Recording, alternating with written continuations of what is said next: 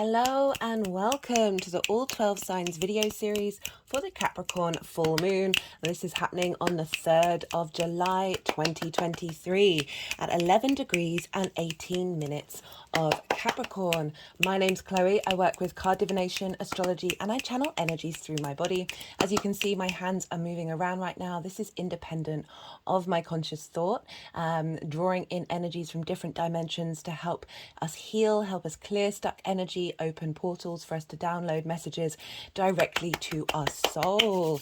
This is part 2. I will be reading for Libra, Virgo, and Leo. I'm pulling cards for the Capricorn full moon, what the culmination of that is, how the energy is drawing down moving forward, as well as the Neptune retrograde. Neptune went retrograde on the 30th of June, a couple of days before this full moon. I'm not going to be doing an in-detailed introduction in this series. Do go check out the collective reading where I break down the astrology of this Capricorn full moon.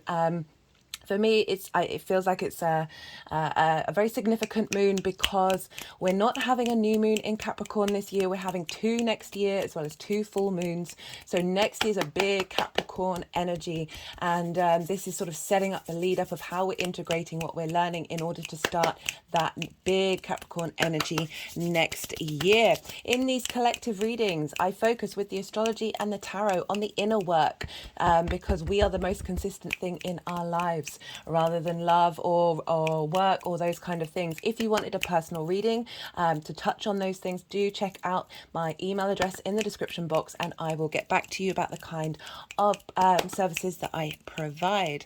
So why do I focus on the inner work? Because the more that we unravel ourselves and get to the core of who we are, the more we shift our frequency, the more integrated we are. That brings in opportunities that match that frequency and our ability to weather the storm of situations that might not seem apparent at the time but are actually serving us for our highest good.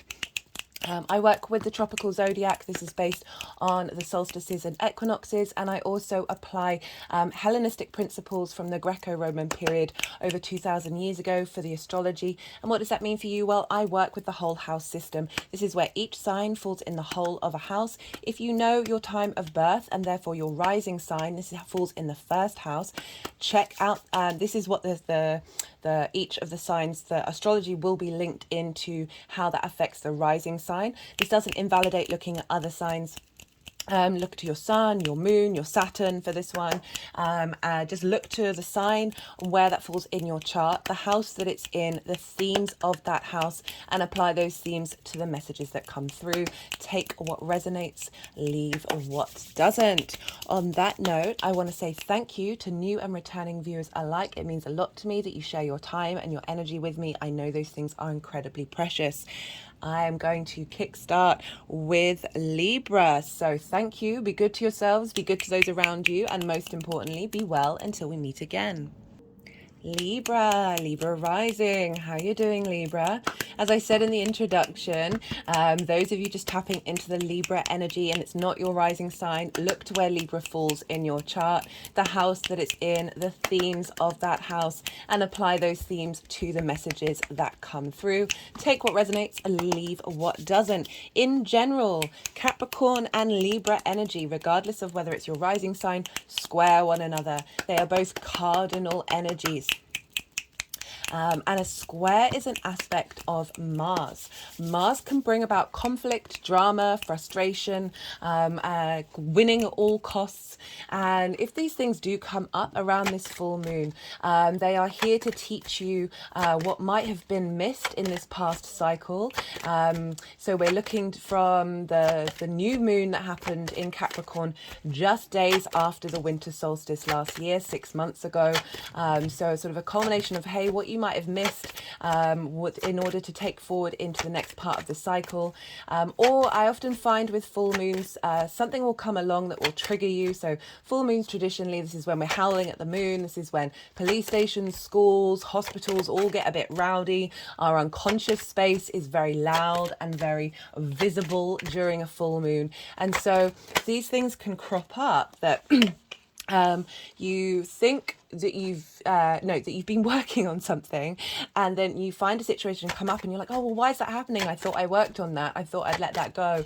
That it's in order for you to then move through that situation without getting triggered, and help your body realize that yes, you have worked on that, you have integrated it. So those things are like really important little clues of saying, well done of what you've worked on. You've been able to work through that, and you're able to be in that situation without responding in the same way. As I also said, things may come up that are just highlighting what we need to learn on the next part of the cycle, as well as a culmination.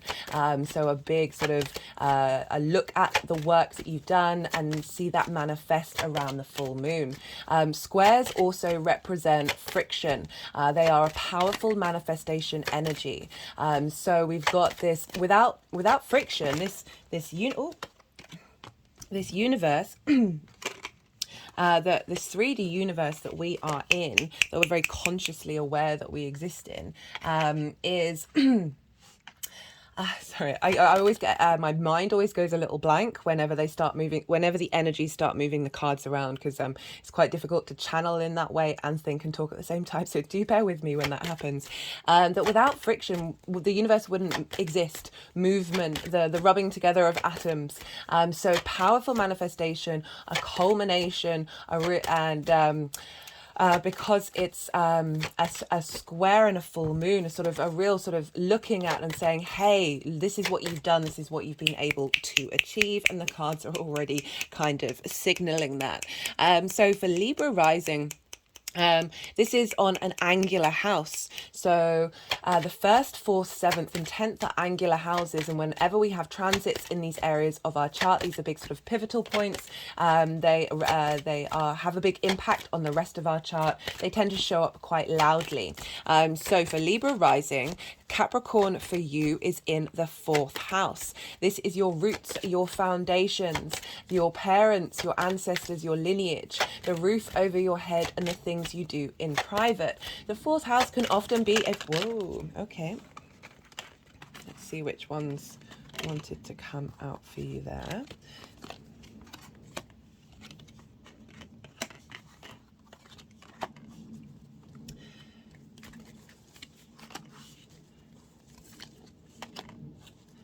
So the full moon in the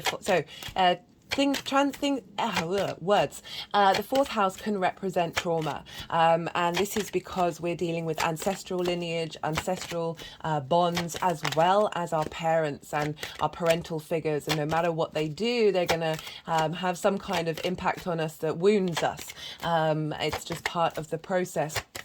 And so often with full moons here, it can be a completion of letting go of a particular trauma response and limiting belief that may have happened in your very early years, whether you're conscious of it or not. That we can have a release, a let go, a completion, and also maybe a reveal, a little hint of saying, hey, this is what's being let go of, and also this is what's going to be integrated into the next part of the cycle. So this is squaring your Libra energy, your 1st house, which is your embodiment of your sun or your moon in your actions and your deeds. It's the lens in which your actions form. So a sense of balance, a sense of social coming together. This is often also your body, your appearance, and your vitality. So we've got this square of this moon impacting your Libra energy of trying to get a culmination of the strength of your foundations, and highlighting that to you, the success of what you've been doing, of how you embody yourself in a way that acknowledges that inner strength that you have. With Capricorn energy, well, any sign that's ruled by Saturn, so that's Capricorn and Aquarius traditionally. Saturn takes a while to mature. Saturn takes time. It can be a difficult house. They can be difficult signs to start off with for the beginning part of your life. But then as you mature, Saturn is very much linked into karma and time, cause and effect. That the load becomes a little lighter. The weight of the work and responsibility, and the more that we understand ourselves and take time going on the cycle cycles of Earth, you know, traveling through time and space, more we understand and see the patterns that we just develop a level of integrity and maturity. And the more that that is cultivated, the more release that we have and the ease in which we're able to flow. So the full moon in your fourth house is opposing the sun in Cancer, which for you is the 10th house. This is the life purpose, career, how the big outside world sees you. So the sun is there shining a light on this area of our chart, and often things may come up in linked into your life purpose that is highlighting where your emotional needs may not have been met in your home life, and how you may have been working on that over the last 6 months in order to strengthen those foundations. But it's just there, you may feel yourself contemplating your life purpose, contemplating your career, where you're headed, how you're elevating it, whether you're changing direction. And this full moon is just going to give a little symbol of saying, make sure your foundations are strong, make sure you are committed to the root of who you are, and then that's the way that your life purpose will blossom outwards.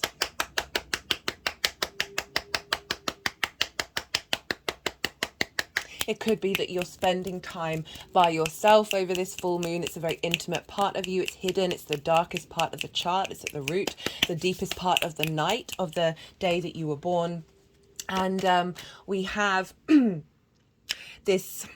So, as I said, spending time at home in your private life, or perhaps having people over in your home, spending time thinking about your family, being with your family at this time could be a thing that comes up during this full moon for you, Libra, as well as just feeling confident in your long-term legacy as well. Having over the last 6 months been cultivating that, working with that, though you're now just saying, just feeling confident in your understanding of your intuitive responses, because the moon rules Cancer, so we've got a lot of Cancerian energy of where your needs are being met and how to fulfill them, like an understanding of how to fulfill those needs if they haven't been met in this past cycle, or that you've been working on, that there's a sense of clarity. This is coming just after a Mercury Sun Cazimi, and this is when Mercury and the Sun conjunct one another. Mercury is very close to the Sun still, so it's having an impact on this moon, of seeing, having a little more clarity about your emotional needs, and your intuition in particular. We're getting a real boost of that, and that is feeding into this moon. The moon is then saying, okay, well, how are we strengthening those structures based on this evolution of our emotional interaction? And really providing support, like, you know, if you think about Saturn, so let's look to where Saturn is, because this is going to add a flavor of it. But first, let's think about Saturn. Saturn wants you to walk your talk. Saturn wants you to be integral with who you are, the core principles of who you are, and take responsibility for that. Be mindful of it. Put in the hard work. Hard work's not a bad thing. Hard work is where we master things and are able to express ourselves with confidence. This is about understanding the legacy of the human being, and therefore the legacy of you.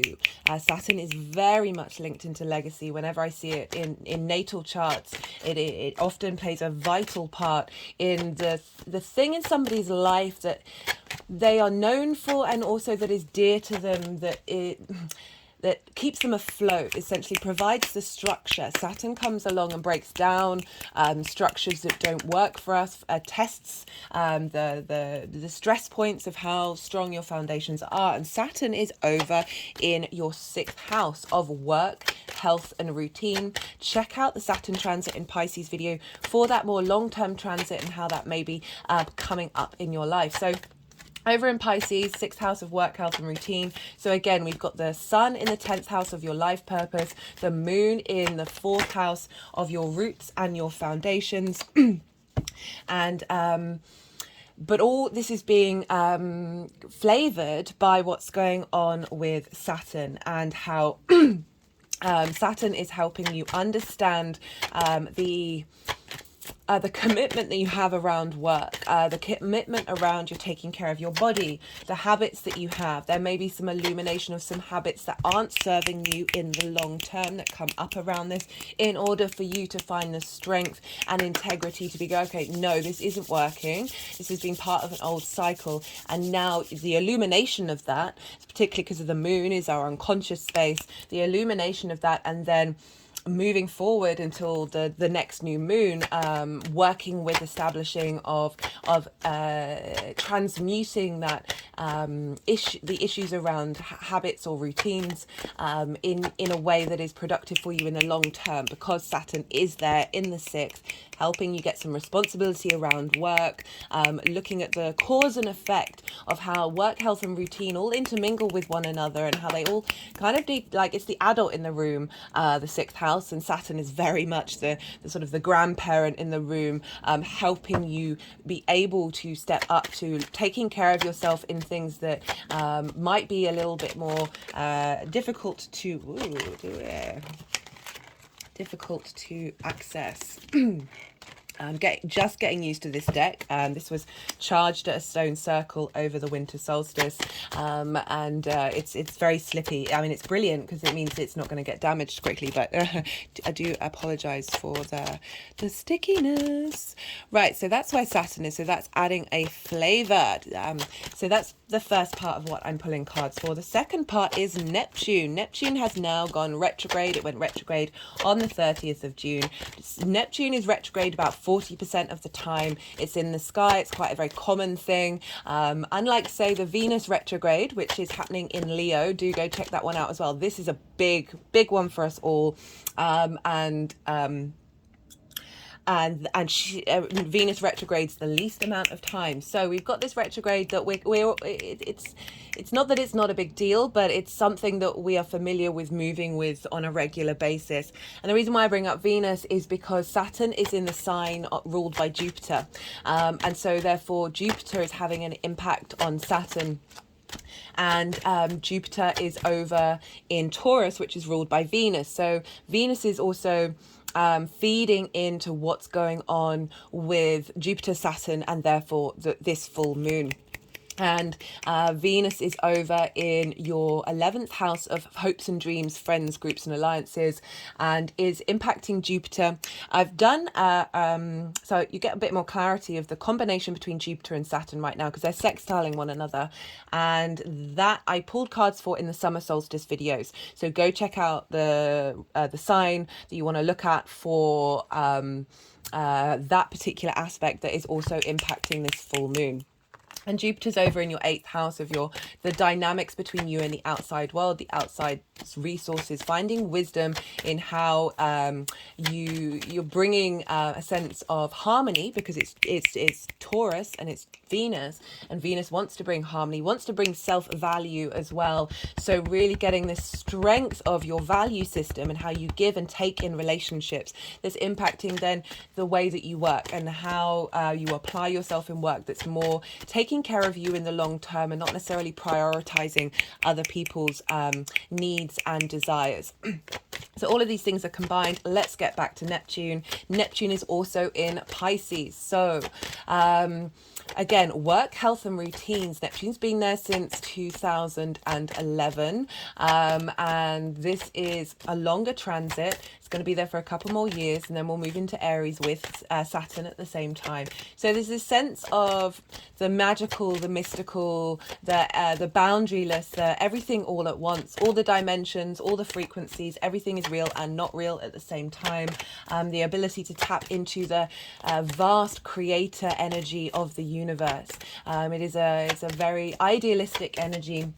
Now, with the retrograde, it's also linked into sort of this fogginess, this sense of illusion and delusion of not necessarily being able to see things clearly. And when Neptune retrogrades, it's a now being able to I feel like it's there's more definitive boundaries between things. So, and by that we're able to see a little clearer. So it's a sense as if the fog has sort of dissipated. It doesn't mean that the magic's dissipated, but you're able to sort of apply this, go inward, understand it a bit more. It's a sense of revision and going over and figuring Neptune out, basically figuring out what Neptune can bring for you and how you can integrate that energy into your work, health and routines. And so there's this sense of compassion, deep compassion in the way that you're working, and that might have meant that you may have prioritized the people that you work for, your clients or whatever it is, a little bit more than prioritizing taking care of yourself in order to then give from your saucer, not from your cup. So there's a sense of depletion because you're spreading yourself quite thin. Now with the Neptune retrograde, it's bringing in some clarity where you are able to utilize that compassion in a way that isn't self-sacrificing, because Neptune can often be, it's either the mystic or the martyr. Which one do you want to pick? Do you want to work from a spiritual place? And that, you know, that can be in any area of your life, in any working environment. It's a sense of bringing meaning into something that isn't measurable.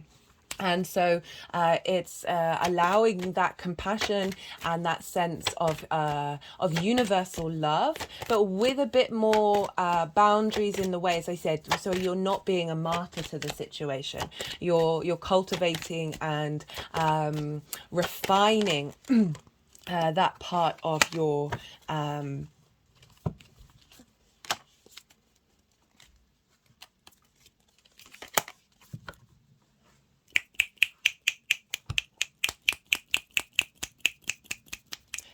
your chart.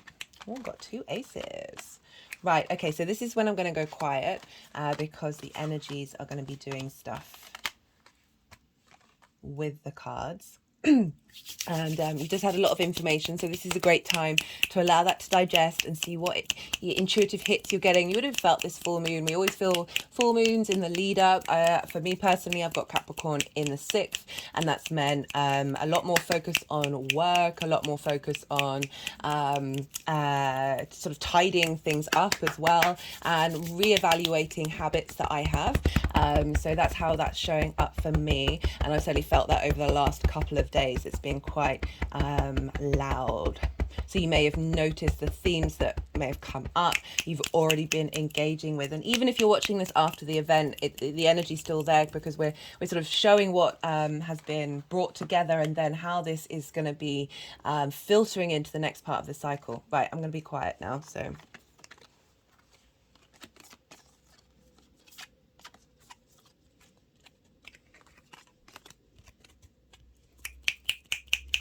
two fours as well.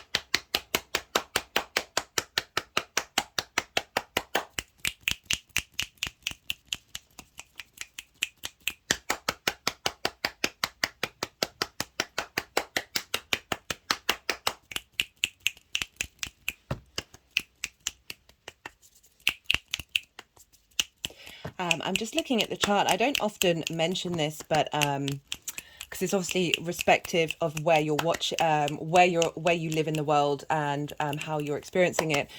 But in the UK, this moon is actually falling with the Ascendant in Libra, and therefore it's completely in alignment with the Libra rising.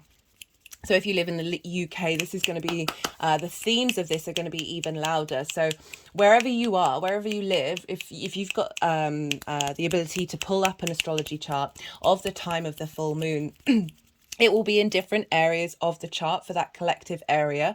And so you'd add on that lens of how not only is it affecting your natal chart based on your natal chart astrology, but add on the blueprint of, okay, well, actually, so me in the UK, this is also, and I don't have a Libra rising, but this, the energy that I've just talked about will be affecting my own personal experience as well. So for those of you who are Libra rising, who are watching this in the UK, and just in general for people in the UK, this Libra reading will potentially resonate just as much as your rising sign, because it's adding on another flavor to what's going on. Oh, and the reason why I mentioned Jupiter, I completely forgot, is so Jupiter is trine this full moon.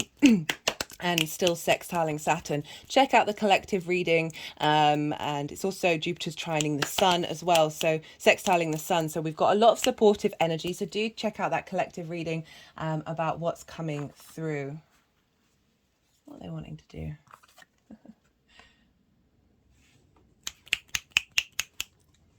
Right, I'm going to kick off. So the lead up, this interesting, we've got the moon, hello moon, of things that you've been working through, linked into your foundational space. Right, so as I said, there's always there's a lot of trauma. There can be a lot of trauma in the fourth house, because this is our kind of formative years. It's linked into our home and our parents, and as I said, these can have this time of our life can have a big impact on the rest of our life, whether we're conscious of it or not. We've got the 10 of Wands, we've got the 4 of Cups. Feeling burdened, taking on a lot of weight on your shoulders, right? I talk about hard work and how it's not a problem. However, when this shows up, it's like this person is so hunched over, they're looking at the ground, they're not seeing the sky, their perspective is very small because of the being completely overburdened by a lot of different situations.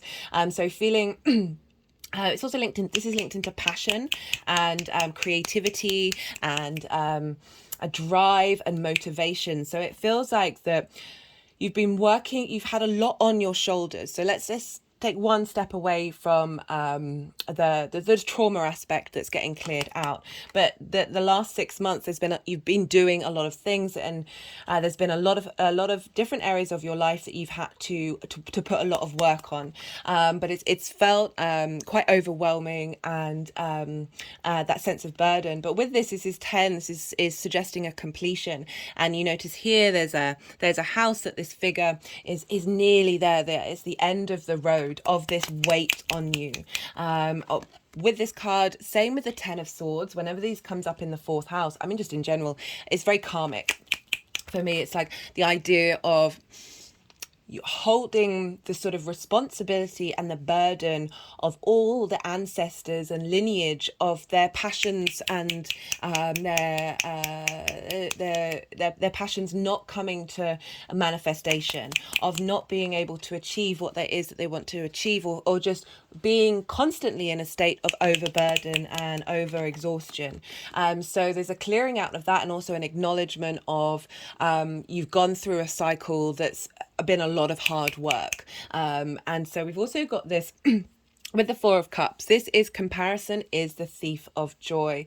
There's a sense of, perhaps because of this overburden, that you've looked at other people's lives, i.e. these cups that are out of reach, and you felt frustrated that you don't have these 3 cups. The 3 cups are in the tarot is a sense of flow and ease and celebration. So there's this idea that you haven't been able to feel free and feel light with this past journey, but the other cards are really suggesting what you've been through is really helping shift into another frequency, that this energy was needed to happen in order for you to get into the next stage. We've got the 4 of, as I said, comparison is the thief of joy, and if we've got the Ace of Cups that's coming in, but they can't quite notice it. So with this, it's like if you look to the outside world and then compare your own life by it, you're in this very stagnant energy. You're in this space of lack, because by thinking that if other people have things, you don't have them and you can't have them, that what you do have isn't of value, when in fact you have the Ace of Cups within you.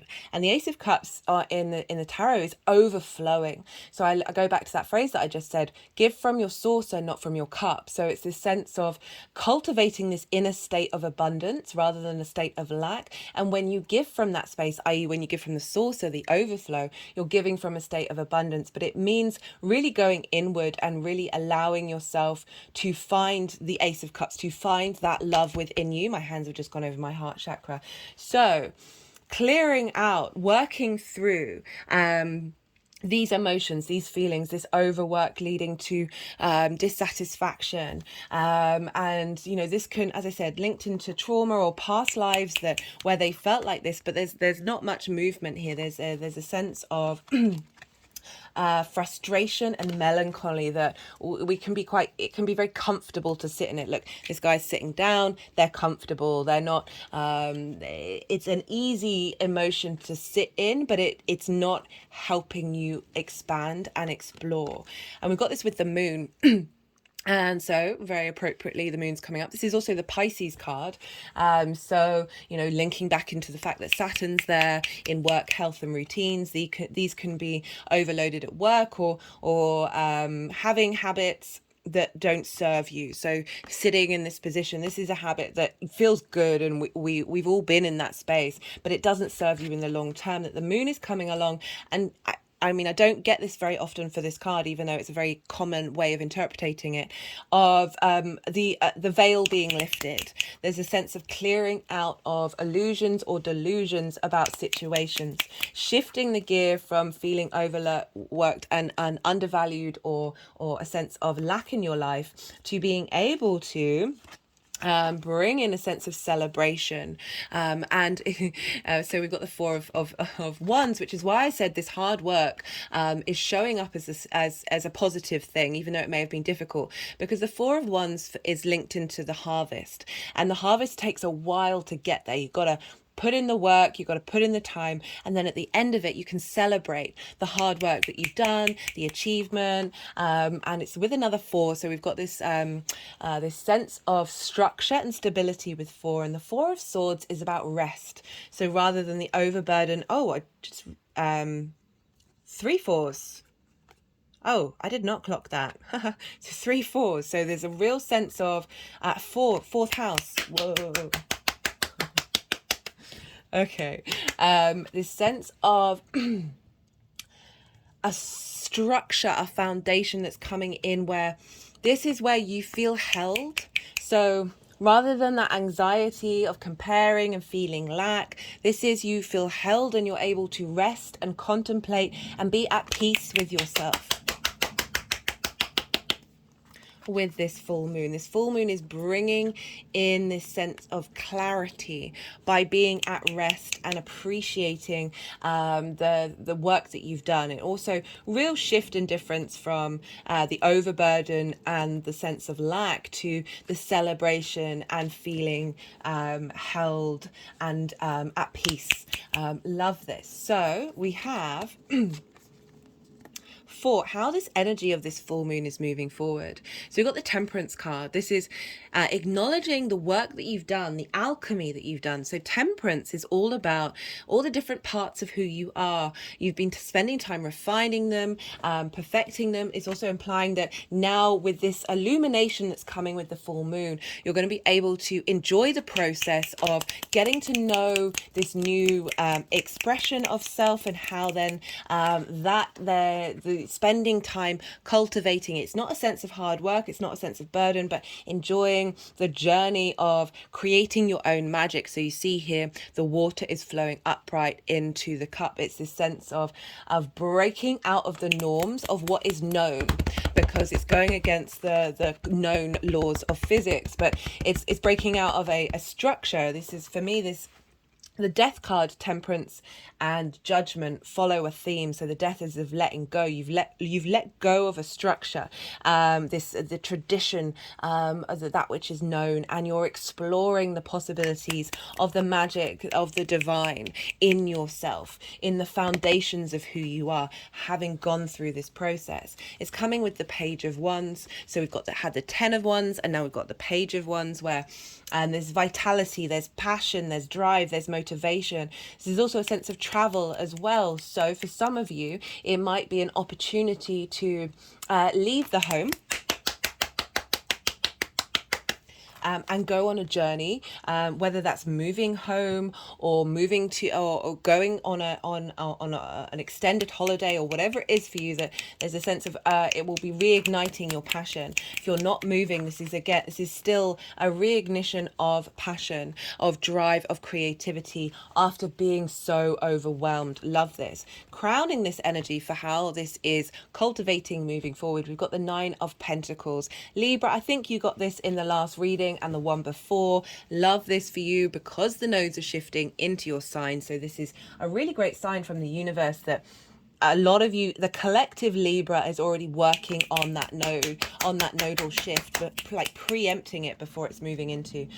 So the 9 of Pentacles, very independent energy, making decisions for you that's serving you for the long term. Think legacy, Saturn.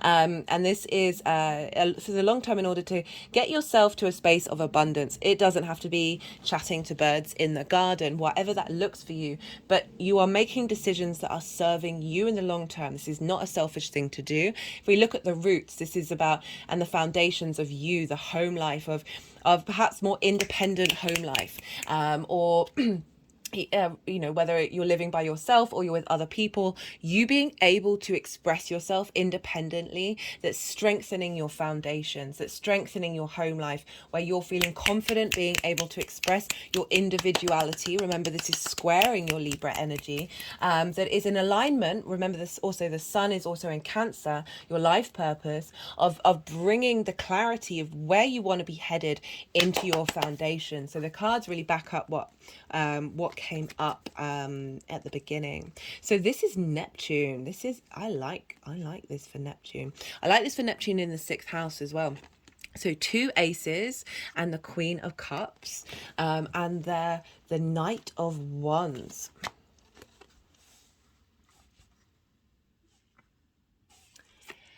Queen of Cups, nourishing yourself, nourishing the way that you work. There's a sense of serenity for me with the Queen of Cups. My hands have just gone over my heart chakra.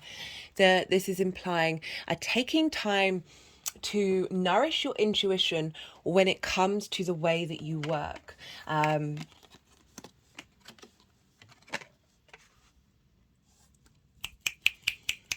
And with that retrograde, I was saying it's more of a time, weirdly enough, it's more of a time of seeing clearly about what kind of actions to take. So we had the Page of Wands, now we've got the Knight of Wands. So this embodiment of your passion and your drive, this sense of movement, taking action, ambition, courage, pride, of how you feel about your work, and being able to feel motivated to bring in, what I said, that deep compassion of Neptune, but showing up with the Queen of Cups and being able to put that into action, being able to share that spirit energy.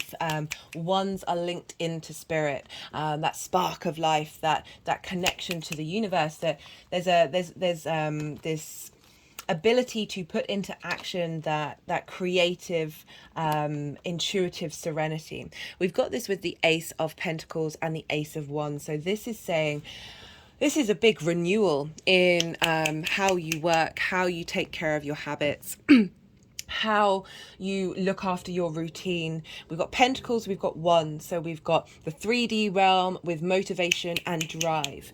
So there's a real sense of you being able to nourish yourself in a very difficult house, that 6th house. As I said, it's the adult in the room. There's a renewal. You're going through a portal in the Ace of Pentacles of a new way of engaging with your 3D reality, based on a commitment to So we've got the 10 of Pentacles and the 10 of Wands and the Ace of Wands. So really highlighting you are completing a cycle of burden, of feeling overloaded. It might mean it won't necessarily mean that you don't have a lot of work to do. But you've got the Ace of Wands, which is allowing you that boundarylessness of Neptune has got some structure, so you're able to engage in things while still having the lifeblood within you, the life passion within you, in order to take on board and achieve what it is that you want to achieve in your working environment.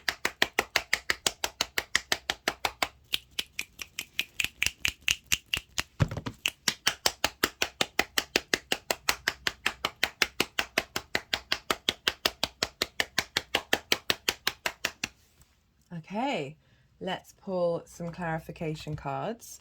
All the decks are in the description box if any of them take your fancy. This is the numerology deck. Let's see what wants to come out for Libra. Completion. Yeah, completing a cycle. Completing a heaviness. Completing, Saturn can be limitations and restrictions. They're just sort of tapping on the heart chakra again.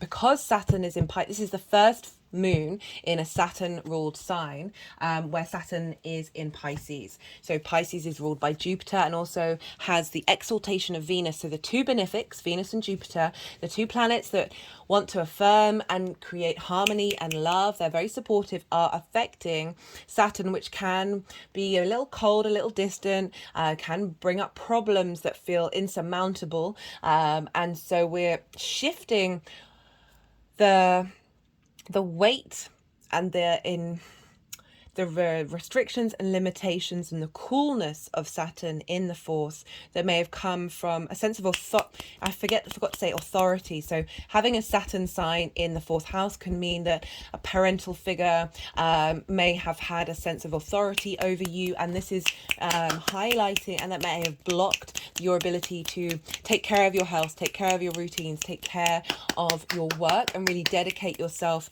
with that sense of commitment, because neglect or sort of a restriction of your own authority may have impacted on how you work for some of you. And this full moon is really saying, no, we're going to help clear out some of those trauma responses and limiting beliefs that may have impacted your ability to commit to yourself. So they've got the resistance card in reverse. Again, that's implying a flow. There's the blockages are being released. Ooh, energetic release at that one.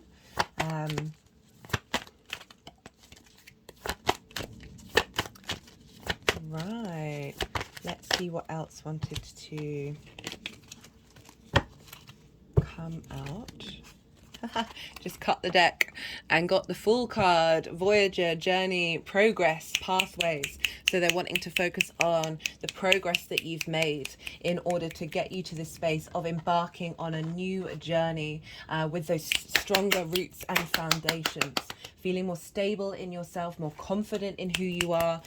Jupiter energy, which is ruling Saturn, which is ruling your fourth, is helping bring about a sense of confidence. That Jupiter transit in your eighth is really going to radicalize your dynamic with the outside world and the give and take between you and the outside world, and that's your relationships, friendships, everything, of really getting a sense of innate wisdom and confidence. Check out that Jupiter transit video if you feel so inclined, because that is a big one for the year. And wherever wherever Jupiter is, wherever Jupiter's transiting, is the more that we tap into that innate wisdom of our inner selves, the more confident we feel. And this is the card that comes up, which is pride. So yeah, and 19 is 10. So again, this move from a completion to, with that completion, an acknowledgement of being proud of yourself, being proud of what you've done. And because of this card, I would say it's helping you move from needing that acceptance from others, of just a general being able to see reality for what it is, and see yourself and the value of you for who you are. And being, pride is a wonderful thing. Unintegrated pride can be boastful, can be based on the fact that you feel insecure. That's not what I'm getting from this. I'm getting a real sense of a wise sense of security and confidence in self. Right, Libra, I'm going to leave it at that. Be good to yourself, be good to those around you, but most importantly, be well until we meet again. Virgo rising. How you doing, Virgo? So those of you just tapping into the Virgo energy and it's not your rising sign, look to where Virgo falls in your chart, the house that it's in, the themes of that house, and apply those themes to the messages that come through. Take what resonates, leave what doesn't. In general, regardless of whether this is your rising sign or not, Capricorn and Virgo energy trine one another. They are of the same element. You're both earth. Trine is an aspect of Jupiter. This wants to bring elevation, wisdom, a sense of expansion, a cohesion, very inspirational energy here. Trines, there's a flow to it. So it's a soft aspect. It's not about working too hard. Things just seem to slot into place a little more. And so we have this lovely combination of this full moon in Capricorn, trining wherever your Virgo energy is, very supportive, very expansive in wherever that falls in your chart. But for Virgo rising, this is happening, this full moon in Capricorn is happening in your it's the Page of Pentacles. We'll see if that wants to come out again. In your 5th house of creation energy. This is, I focus on creation energy because everything else that I'm going to list basically comes from that. So it's the house of joy. It's a place where we get our spring in our step. Whereas Mars is sort of more the motivation to get out of bed in the morning. The 5th house is where we find our fun, where we find our joy, amusement, play. It's linked into games, as well as romance and short-term dating and children. So as I said, all these things stem from it, this sort of creation energy. Where we get creative is when we draw outside of the lines, we color outside of the lines. That can happen in absolutely any area of your life. It is not just linked into art or music, although those things are obviously prominent in the creative areas of our human species. Regardless of that, so full moon in your 5th house of creation energy. This is a completion of the past cycle since the new moon in Capricorn that happened a couple of days after the winter solstice. So we've got this lovely trajectory because it's not that far off of the summer solstice that we've just had, which was sort of a culmination of the winter solstice. So we've got these double culminations happening. So a sort of general culmination with the solstice, and now we've got a culmination in your 5th house, creative energy. What have you been working on for the last 6 months that gives you a spring and a step, but is tapping into your creation force? Perhaps working out what romance and short-term dating actually means to you in the long term. Figuring out whether you want children or having children, and then the development of those children. As I said, like putting things out into the world that are creative, that you've been working on over the last 6 months. And now we've got a full moon that helps you see the journey that you've been on, a culmination phase. Full moons also bring about triggers, and these are either triggers to help you see the journey that you've gone on, that you're now no longer triggered by, even though it's the same sort of scenario that in the past you would have been. These are great. These seem to happen to me all the time for full moons, that a situation will come up that might be a bit frustrating, and I'm like, oh well, I thought I worked on that, and then here it is again, and move through it, and I don't respond in the same way. And it's helping you teach your body that you have grown, you have learned, and that situations that you found difficult, you are now comfortable and safe in. So it's a real integration of the full mind, body, spirit experience. Even if it might feel a bit like, oh, I don't understand why this is happening, that's what's going on. Or You might get some trigger responses, some trauma, like you may respond, your people around you, your environment. As I said, this is a time when police stations, schools, hospitals all kick off because our unconscious mind, our unconscious space, where our needs aren't being met, the moon, is really being highlighted by the light of the sun. So full illumination of those issues that we may have, and if anything comes up around that, it's such a wonderful tool to have what is hidden illuminated to you, so you then can sit with it and unpack it and give it space in order to set it free and transmute and no longer be blocked in its full original expression. So all of these things can come up around the full moon, as well as seeing what the next part of the cycle is going to look like as well. Little hints. I'm pulling cards for the full moon, also how this is integrating moving forward into the next part of the cycle. We're not having a new moon in Capricorn this year. There's going to be 2 next year, as well as 2 full moons. So we've got a lot going on in the Capricorn area of our chart. And this period from this full moon to that next new moon is really helping us set up what that's all going to be like. So yeah, I felt very compelled to I don't know what I'm about to say. That I'm also pulling cards to see how this energy is moving forward, as well as pulling cards for Neptune, because Neptune went retrograde on the 30th of June, a couple of days before this full moon. It's in the sign of Pisces, where Saturn is. So this is impacting Saturn as well, which is affecting this full moon.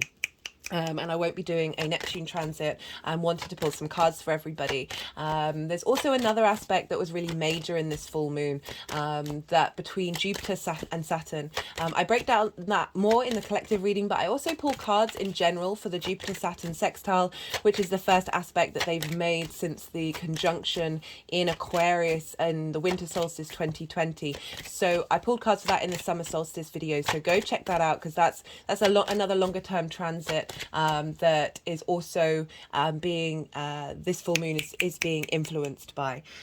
This full moon just generally feels like we're being held. There's a lot of 2 4s, interesting. Really feeling like we're being held at the time. So Virgo risings, this is trining your rising sign. It's the same element, so there's support, as inspiration coming through. There's a sense of integration and elevation and wisdom of how you embody yourself based on that creation energy. Like, where do you find your joy and how do you express it? A completion of that, a letting go of things that may have blocked that, even if they're not particularly conscious in your mind. You think, oh, well, I'm feeling great, I'm doing all of this, yes, that, and yes, and of yes, that, and also bringing in like those subtle energetic levels of clearing out things that may have been frustrating. So the first house is how you embody your sun or your moon in your actions and your deeds. And allowing you to find the inspiration and understanding of how to embody your creative energy. So I didn't right any sign ruled by Saturn, so Saturn, Capricorn and Aquarius, takes a while. Things take a while to come into fruition. And so having that in the 5th house is that any of the things that's listed on the 5th house, your creation energy, doing creative things, the way that you find fun and amusement, romance, short-term dating, these signs take a while to mature. So they can be a bit stop-start while we're younger, and then once we've gone through some cycles of time, the weight gets lifted, and we're more the long-term legacy of Saturn kicks in. So I just wanted to preface that. I know I've mentioned that before for you Virgo risings. I think it was probably in the Capricorn new moon, that these things take time, but there's legacy here. Saturn is very much a legacy planet. This is about the long-term foundational integrity in which you express yourself. So therefore that sense of commitment involved with that creation energy. So for some of you, this full moon may sort of represent a release of restrictions that may have felt have been holding you back in these areas of your life, or highlight. Or some of you may still be in that space, and I just want to let you know, the time passing will help with that. All depends on your personal chart, but just in general, these areas, the Capricorn and Aquarius parts of our chart, take a while to get going, but once they do, they're in it for the long term. So big full moon, and the sun is over in your 11th house of hopes and dreams, friends, groups and alliances, and reaping the benefits of your 10th house. So we've got the sun illuminating your emotional connection to your hopes and your dreams, your emotional connection to groups and alliances. And so things may show up in that area of your life that is helping you understand the growth that you've made in your creative area, or highlighting where your moon's needs haven't been met in that area of your chart. So that could that could come up in both positive and ways that might not feel as supportive, but they're helping highlight issues that may need to be unraveled in the next part of the cycle. We'll see what comes up.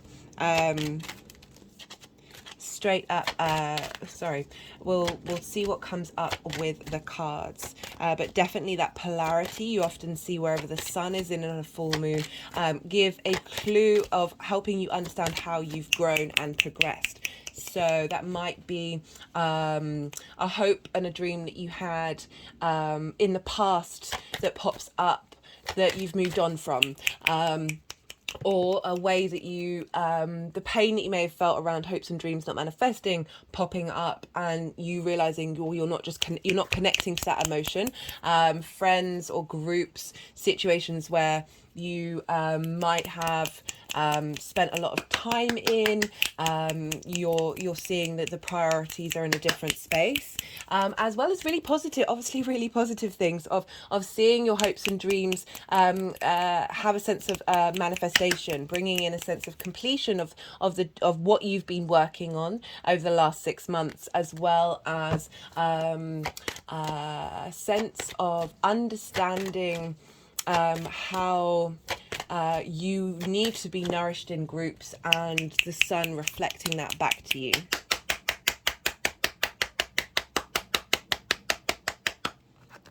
We also look to where Saturn is.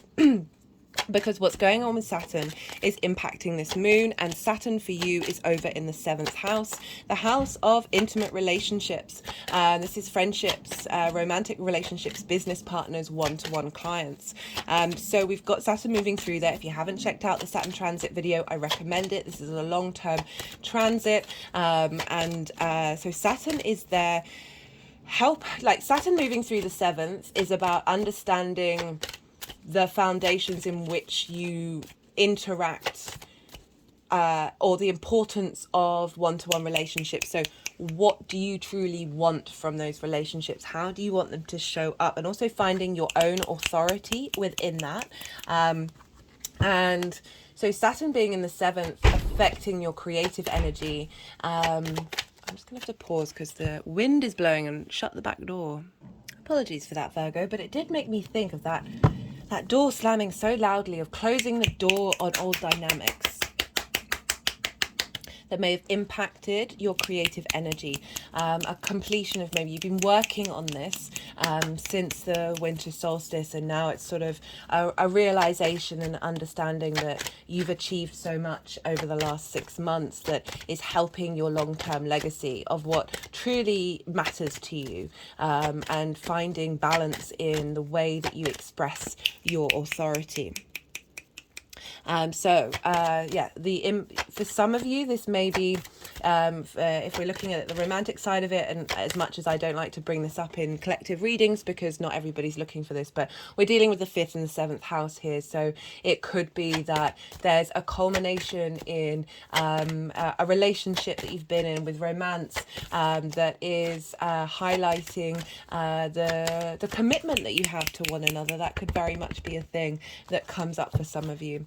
What else did I want to bring in?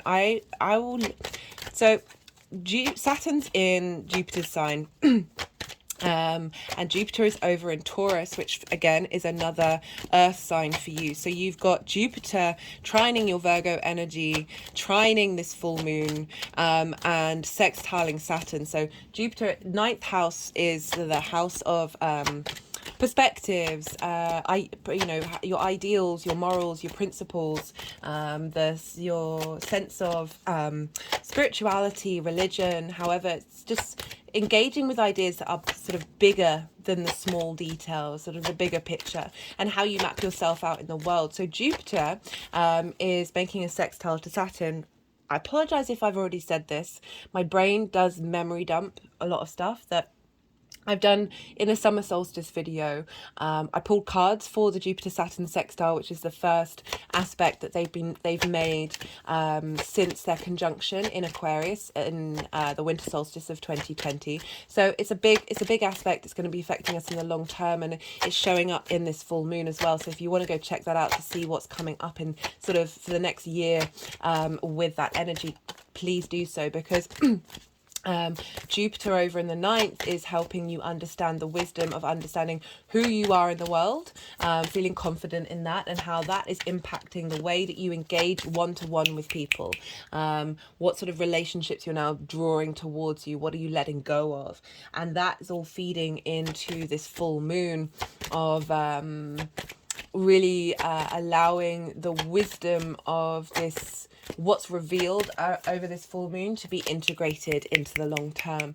All of this is being governed by Venus over in Leo, because Venus rules Taurus.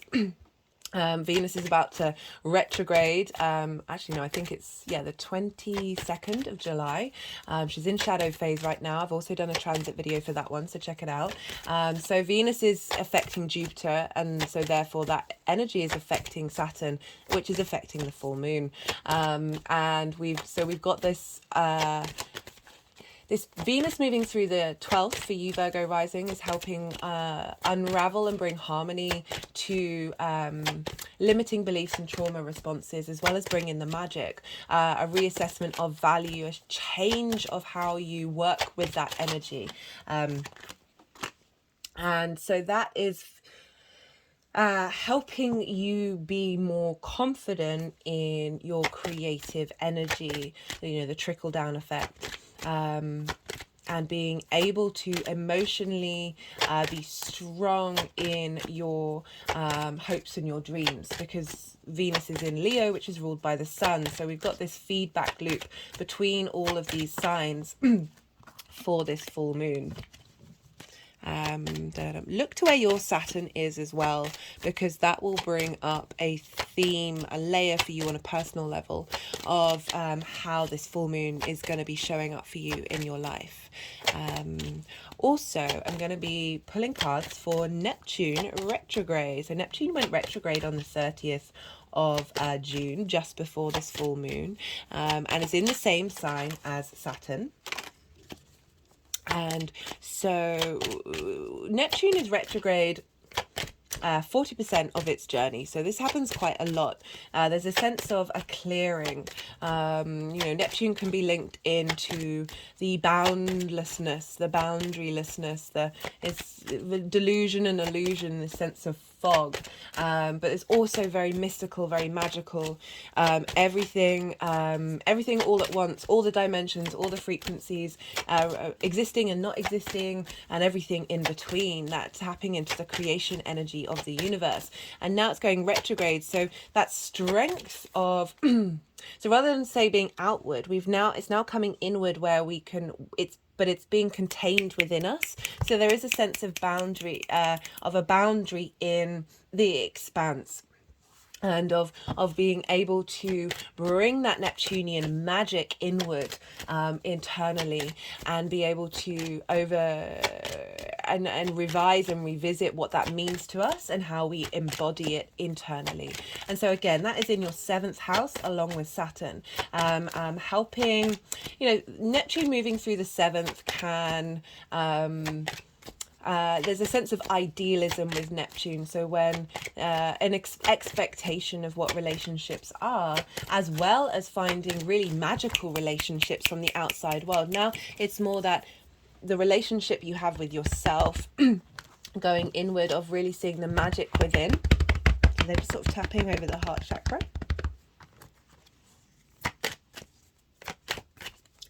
And seeing relationships a little clearer, and what it is that you need from them.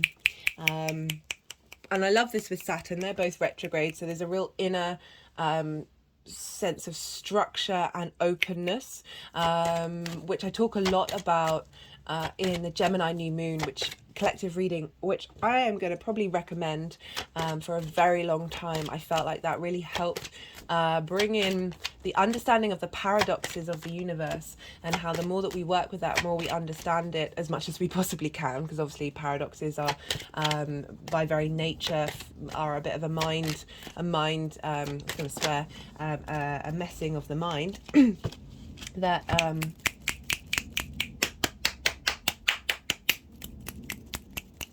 like the internal magic that we're able to cultivate at this time is quite phenomenal.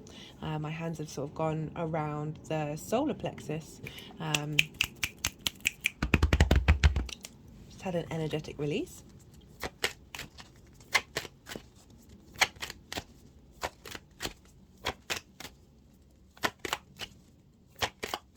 Perhaps being able to see the people that you interact with on an intimate level a little clearer, and understand what it is that you need from them, with a sense of clarity as well.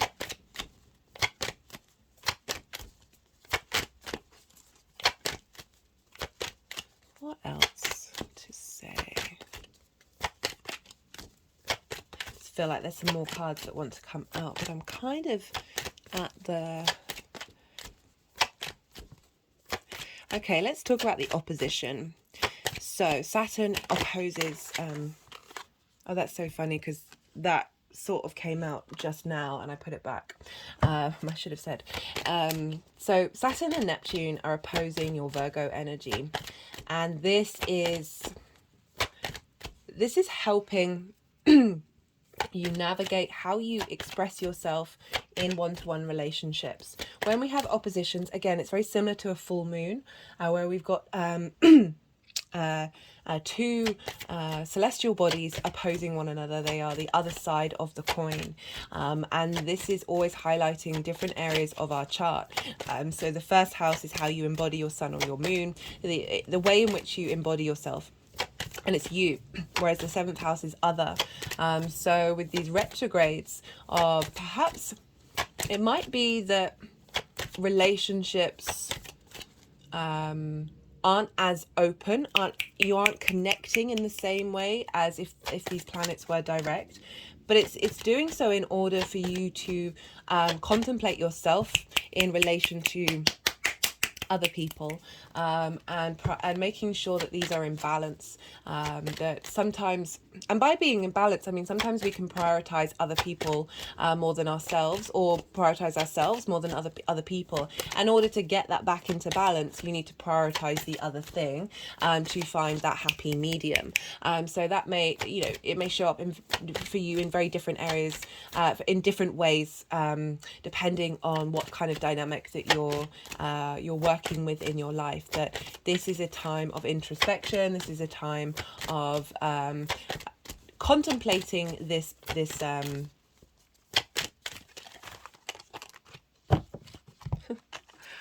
is a very slippy deck, which is great because my last deck didn't have any. Oh, this is not interesting for anybody.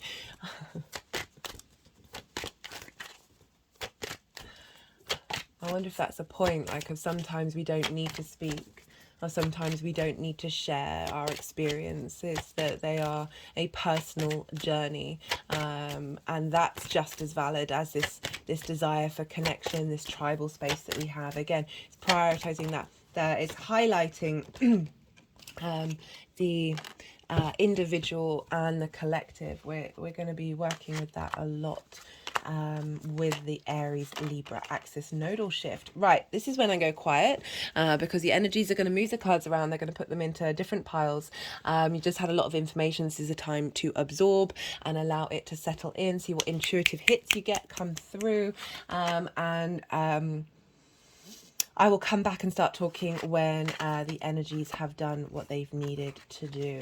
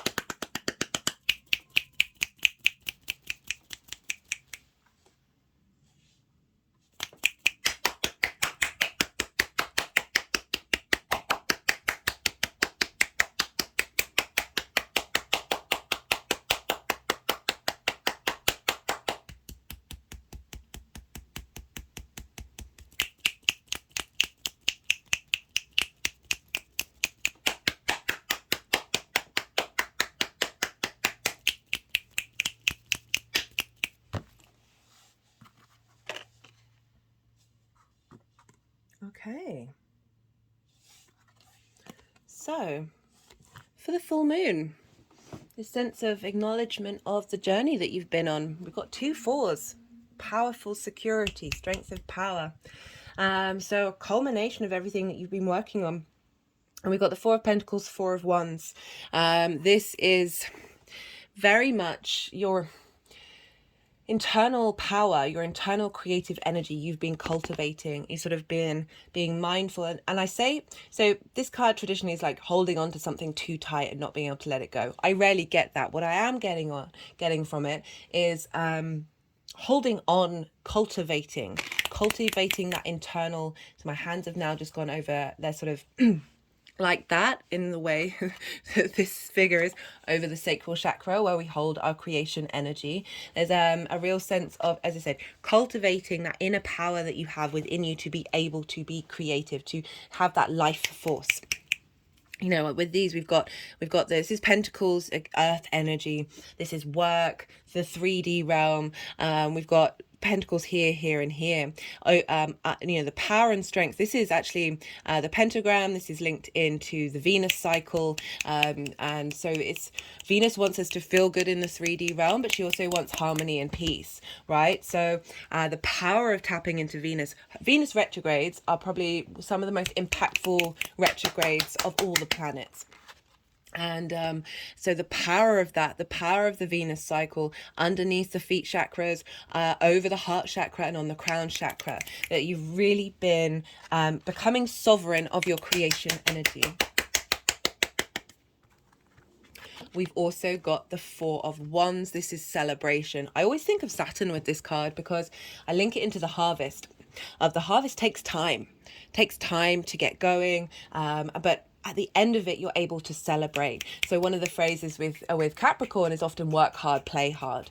But I feel it's more sort of, it's that acknowledgement of once you've done the work that you've needed to do, that you can then celebrate and be free and feel at ease being able to do so, and it coming from a very healthy space rather than burning yourself out and then overdoing it, or not putting in the work and celebrating too much. Like there's a healthy balance here of you've done the work you've needed to do, you've taken care of yourself in that journey, and now there's this sense of celebration. And it's about also it's about, you know, having worked with other people that you're now celebrating together. So for some of you it may be a communal thing. You may spend the time in the full moon with other people celebrating, but the general message I'm getting is a cultivation of your inner power in this 3D realm that has helped ignite these passions and bring things into fruition, into a sense of completion, or at least completed in a way that you thought they would be, or because nothing's ever really completed. Some of you it may be, but we're always in a state of evolution. But this is certainly acknowledgement of the work that you have done, because after the harvest is completed, you start the work on the next one. The never-ending cycle of existence. For some of you, this can very much be linked into relationships, perhaps a romantic relationship that's been going on. There's a sense of strength and power and security around that you've been then now there's a sense of celebration of the enjoyment of that relationship, and that can also be the relationship with your creation energy. I just say that because we've got Saturn in the 7th, and the moon in the 5th, so there's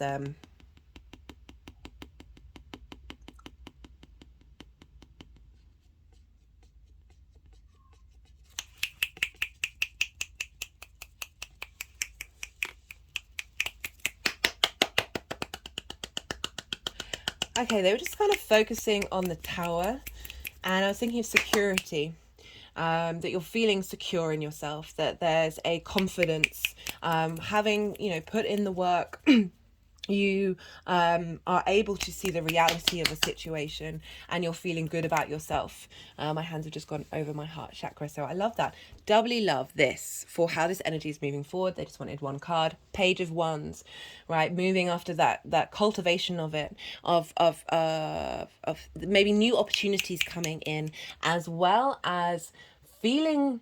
I love the pages because to me they represent the joy of when you first set out on something, when you first discover something, you just feel very enlivened, the novelty of something, right? And seeking novelty everywhere isn't necessarily a good thing, but that energy that we get, that spring in the step that we have, with those situations, thinking of a new relationship, just how all encompassed you get in it, but you feel so alive. Pages for me is very much about that, that having put in the hard work and celebrated, you're now moving into the next cycle of working with your passions in a way that is there's a lightness to it.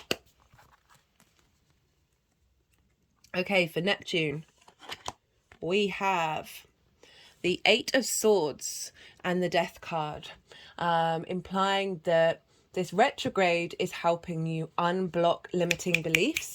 So this is about being stuck in a cage of your own making. It's highlighting that everything is an illusion, especially the swords, because it's ideas, words that we say to ourselves, constructs that we have, the things that we assume, that we make assumptions on, can be very, very limiting. And it's coming with the Death card of saying, we're letting go of that sense of authority. We see here with the Death card, the monarch is no more, that there's something that is being released and transmuted that had an authority over you, keeping the sense of feeling like there is a boundary, perhaps in your ability to engage in one-to-one relationships, or feeling separated from them. That this is Neptune in reverse is helping clear away limiting beliefs around this understanding of how you embody yourself in those relationships. Because if you think about it, this is there's a caged element of not being able to be yourself, not being able to express yourself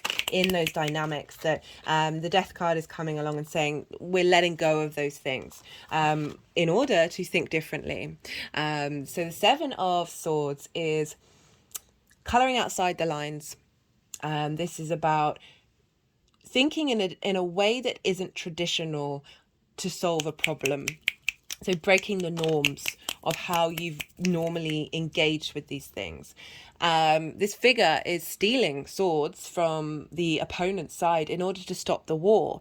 So even though there's stealing involved, there's trickery involved, it's more about, as I said, thinking outside structures that you're used to thinking, and being able to be creative in this new dynamic of finding peace, finding inner peace.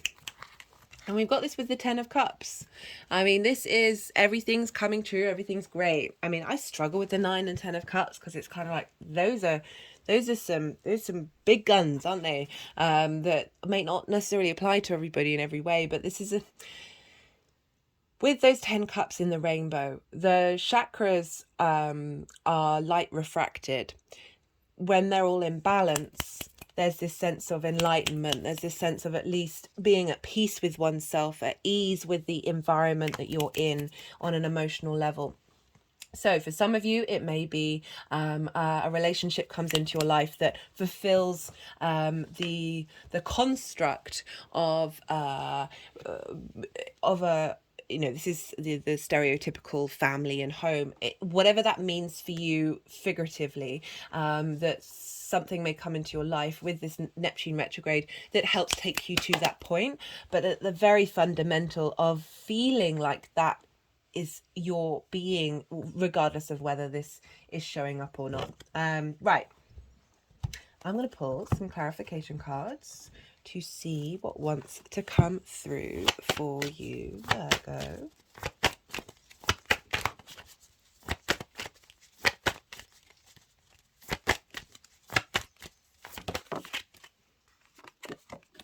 Judgment, results, decisions, outlook, finality.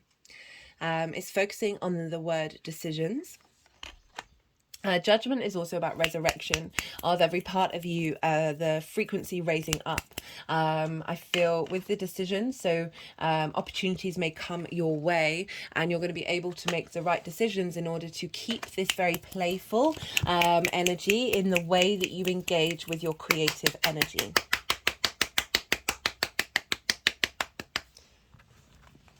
Okay, that was the first light tarot. All the decks are in the description box if any of them take your fancy. Let's see. This is the numerology deck. Let's see what card wants to come through for Virgo.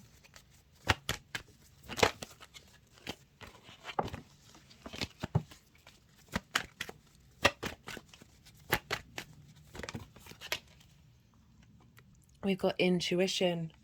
Yeah, really understanding with that how to get to there, whatever this means to you.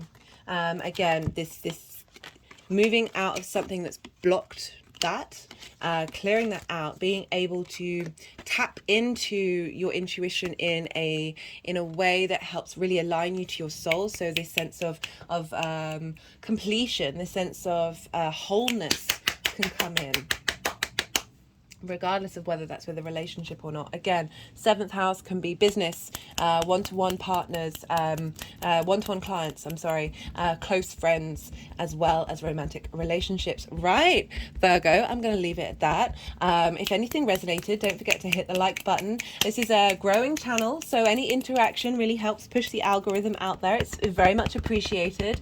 On a personal note, I'd love to hear about how the astro weather is showing up for you. I will get back to you. I love having a chat, but be good to yourself, Virgo. Be good to those around you, and most importantly, be well until we meet again. Leo rising. How you doing, Leo? For those of you just tapping into the Leo energy, look to where Leo falls in your chart, the house that it's in, the themes of that house, and apply those themes to the messages that come through. Take what resonates, leave what doesn't. In general, Leo and Capricorn energy in conjunct one another. This is where they traditionally don't have a major aspect between one another. They don't have traditionally anything in common, like the fundamentals. So Leo, fire, fixed, day, yang energy, Capricorn, cardinal, earth, yin, night energy. So it can just be a bit of a struggle to get these in an alignment with one another, to help them understand that even if it doesn't seem on first glance that they've got things in common, and that there are some beautiful ways of interacting where both the Leo energy and the Capricorn energy can thrive.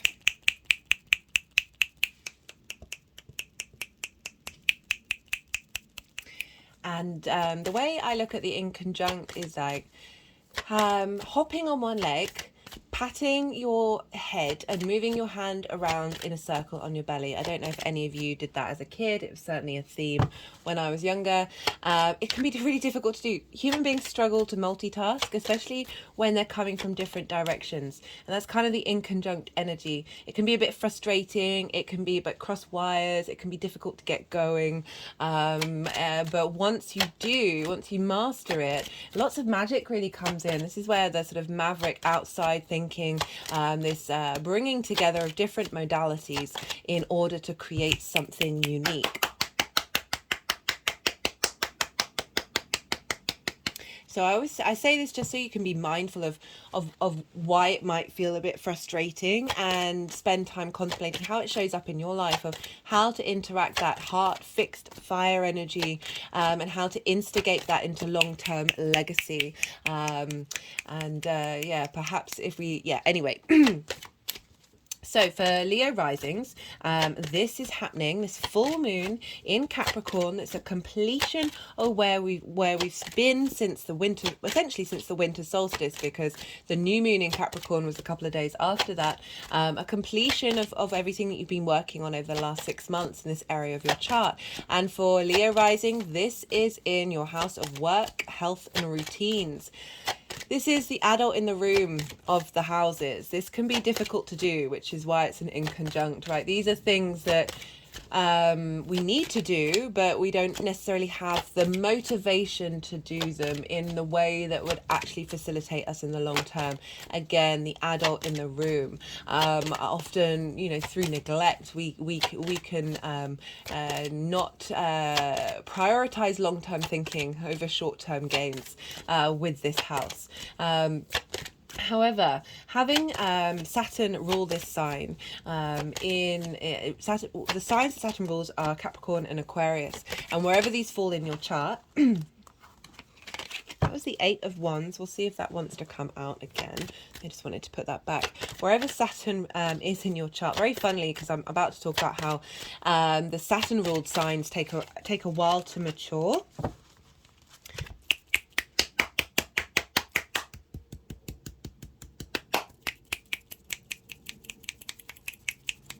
Sorry, I'm just pausing because they've wanted to do some energetic work with the deck. I just felt that the energy was a little stuck.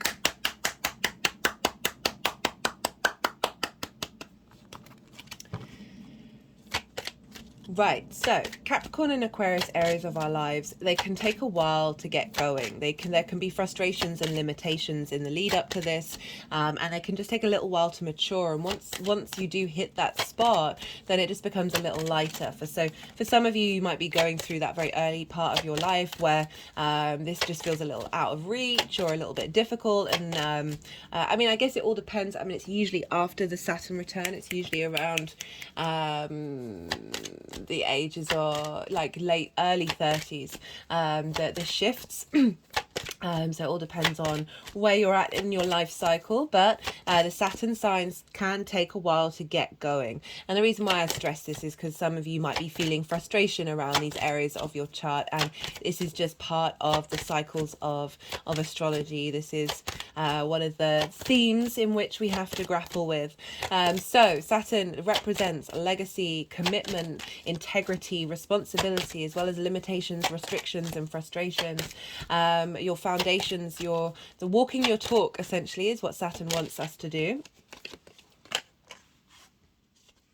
And in the sign of Capricorn, this is earth energy. This is the long-term cycles. It's thinking about your legacy in the 3D realm, commitment to structures that work for you. I'm just going to pause for a second. Apologies for that. So I was talking about Capricorn in the 6th house of work, health and routines. So it could be that finding more traditional ways of engaging with health, engaging with routines, things that, I mean, I link Capricorn into breath work, yoga, all of these sort of elements of health, like really non-processed food, all of these things where we're tapping into the essence of the human being rather than the legacy of civilization, the fundamental things that facilitate this our human species, and rather than fads that may come along that after time you find out aren't actually facilitating the physical body. So yoga, breath work, lots of different things there. My mind is escaping me right now, of how you apply these things to your health. So full moon, culmination of everything that you've been working on, perhaps reworking on the way that you work, your commitment to how you express yourself in work. So the second house is the tools in which you have in order to make money. The sixth house is the lens in which those tools are used, and the 10th house is the direction and manifestation of your life purpose, right? So the sixth house is very much how you embody those tools. And having Saturn there is a sense of commitment, of being responsible when it comes to your work, of there may have been frustrations, as I said, and limitations that may have blocked you, but we're unraveling those now. We're helping peel those back by being in observation of them and seeing what those limitations are actually trying to show you, because all Saturn wants you to do is work with integrity. And often when that's not available to you in your working environment, that's when you're going to get depressed. That's when things aren't going to be working. So for some of you who are in that situation, this can really come up, and it may take a while to manifest of you being able to clock into that, and it's difficult in this current environment and society where there doesn't seem to be that much integrity floating around. I mean, it is out there obviously, but it can be difficult to find. So Saturn is about responsibility, dedication, commitment,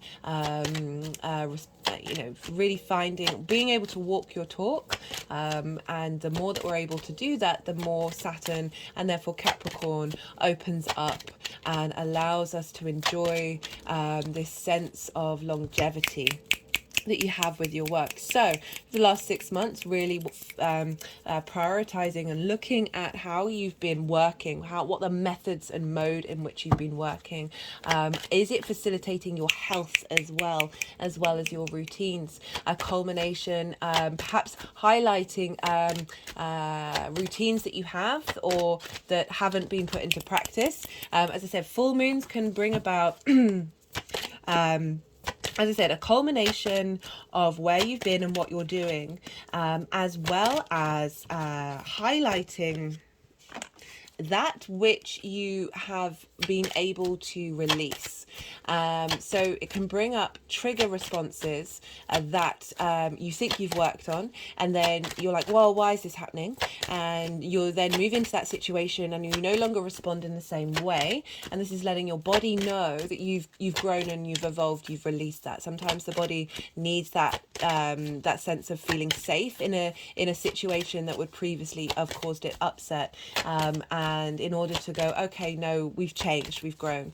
Can also bring up trigger responses and frustrations in yourself, in other people, at work, in the way that you're working, in your environment, that are helping you see what needs to be unraveled in the next part of the cycle. We're constantly evolving. Even if we think we've reached the peak, there are still steps on that ladder to keep on climbing. There is a sense of ambition with Capricorn, of wanting to do well, wanting to do something that is going to serve the long-term legacy of the collective.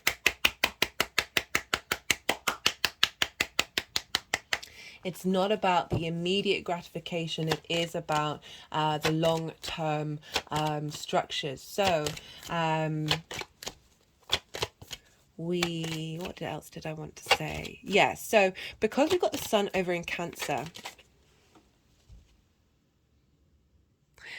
we looked, because the sun is moving through your 12th house, illuminating the house of mysteries. This can be trauma responses, limiting beliefs, as well as the magic inside of you. And so the sun being there, often with full moons, something will show up where the sun is that's helping you understand what's going on with that full moon. So the sun over in Cancer is perhaps highlighting not only constructs of who you are that are being released in the completion of this full moon.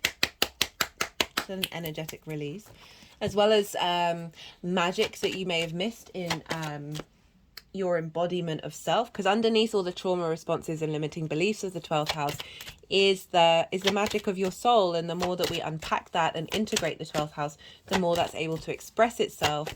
So perhaps it's bringing in the magic into your work.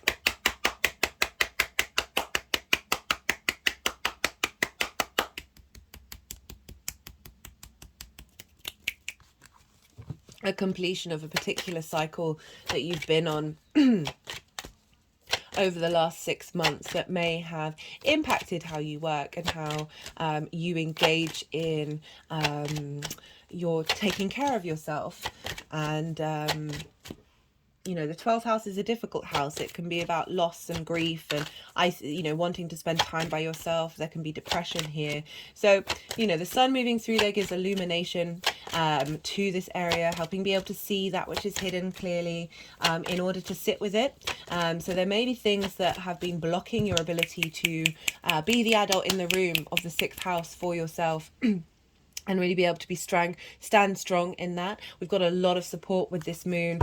We have the sextile with Saturn, which I'll talk about, the trine with Jupiter, and yeah, we're being held by 2 of the outer planets that represent long-term legacy. I really recommend the collective reading for that one, just to let you know that whatever's coming up is in order to sort of integrate and expand in a way that is supporting the long-term process of you in the way that you are able to work. Now let's talk about Saturn. So Saturn, because wherever Saturn is impacting what's going on with Capricorn. So for Saturn, for you, is over in the 8th house, in Pisces. For Virgo, Libra, Virgo, that was both the other signs that I've just done. For Leo rising. And the 8th house is the give and take between you and the outside world. It's the outside world's resources. Saturn's now retrograde there. We've got this. The 8th house for me is always about trying to find balance. So sometimes we give too much, sometimes we take too much. Sometimes we expect things from the outside world and we sort of claw at it. The more that we bring these into balance, the more that we find our own internal resources, the more the outside world sort of opens up to us. Saturn moving through there, giving you a sense of finding your own inner authority with the outside world.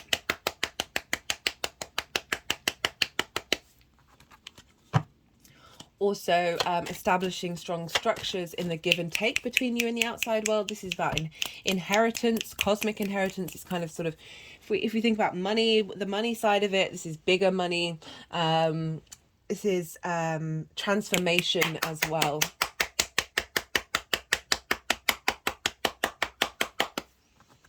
That Saturn sextiling this moon is facilitating the internal authority that you're establishing in the 8th house, and the sense of responsibility from the outside world's resources to you, as well as yourself to those outside resources.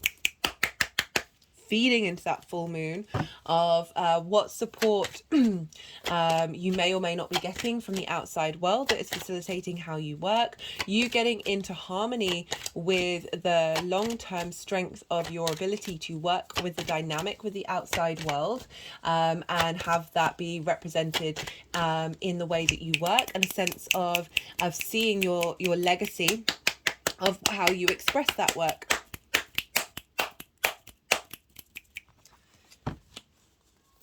Not many cards for you. And then 2 cards pop out. So we've got that going on for you, Leo rising. I also want to briefly mention Jupiter. Jupiter's over in Taurus in your 10th house. Pisces is ruled by Jupiter traditionally. So what's going on with Jupiter is impacting Saturn, and therefore that's impacting the moon. Jupiter's over in your 10th house, helping you find wisdom and expansion in your career life. I've done transit videos on... Actually, no, I'll keep going. And so Jupiter's also sextiling Saturn. This is the first main aspect that they've made together since the winter solstice in 2020 when they conjoined in Aquarius. I have pulled cards for this sextile, which we will be feeling pretty much until Jupiter leaves Taurus in the summer solstice video. So do go check that out if you want to see what the play between Jupiter and Saturn is, to add on to understanding this full moon. And so Jupiter is in a sign ruled by Venus. And where is Venus? In your sign, Leo. Venus she's bringing about a big new 8-year change in you. This is quite a big transit. It's a huge transit for everybody, but for happening in Leo, for Leo risings. We are now entering a new way of embodying your sense of value. You're bringing harmony to the way that you embody yourself. And that is impacting your career, your life purpose. Like, how are you showing up for your career in a new dynamic? And then that's impacting the give and take between you and the outside world. By knowing your own internal value and sort of respecting yourself, starts drawing towards that energy from the outside world and feeding into your work of an acknowledgement of the dedication that you're putting in over the last 6 months. So we've got this big lovely aspects, and as I said, I have done transit videos for Venus, Jupiter and Saturn in the signs that they're in, because these are 3 of the major transit videos. I will be doing major transits this year. I will be doing a Saturn retrograde transit video series. This is gonna be the next one following this Capricorn full moon, of what this retrograde means for us. And until, I can't quite remember off the top of my head when, I think it's November, when Saturn then goes direct again, but I could be wrong. Me and dates don't get along, which is funny for this profession. Right, what else did I want to say? Look to where your Saturn is in your chart, because that will add on another layer of what this full moon, how this full moon is showing up for you. So to make it a bit more personal to your experience. Also your moon and your sun, as always. Right, Neptune over in Pisces. So that's one of the other things that I'm pulling cards for, because Neptune went retrograde on the 30th of June, and this is a couple of days before the full moon. And so Neptune goes retrograde 40% of its cycle, so it's a very common thing, unlike Venus, who goes retrograde the least amount of everybody. So those retrogrades have more impact. It's not that this isn't impactful, this Neptune retrograde, it's just something that we're a bit more familiar with, that we work with consciously or not on a regular basis. Neptune is in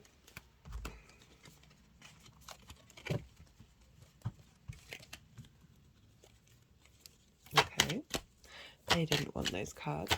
Neptune is in Pisces as well, along with Saturn. So they're now both retrograde, and that's impacting this full moon. Neptune retrograde. So Neptune is the mystic or the martyr. Can be wonderful, fantastical wonders of the world, of the universe,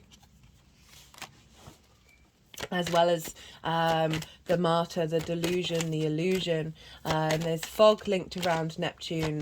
For me, it's everything all at once, and there's a boundlessness and a boundarylessness of Neptune, of like being all the dimensions, all the frequencies.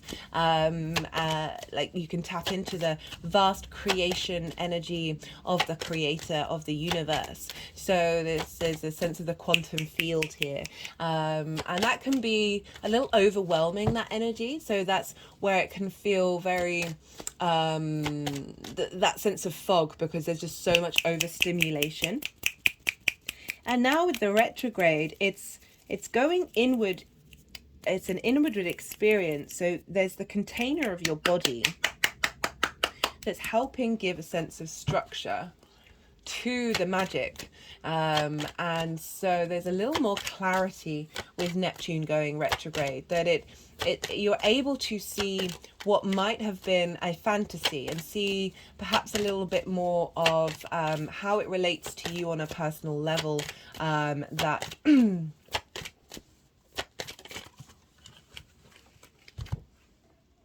sorry, I just had to pause for a second because I felt very there was I was still feeling it. There's a can't quite connect to things right now in this moment, and I just looked at the chart of what's happening in the skies right now, and the Ascendant is in Virgo opposite Neptune. So the ability to try and bring into balance the small details of Virgo with the expansiveness of Neptune is it's just woo, it's a ride. But let's get back to Neptune in the 8th house. So this space of tapping into the boundlessness of you and the outside world, the 3D and the 5D, of perhaps feeling a little bit overwhelmed. You might have felt very overwhelmed as Neptune slowed down. That finding it hard to distinguish between your feelings and the outside world's feelings, and the universe's feelings.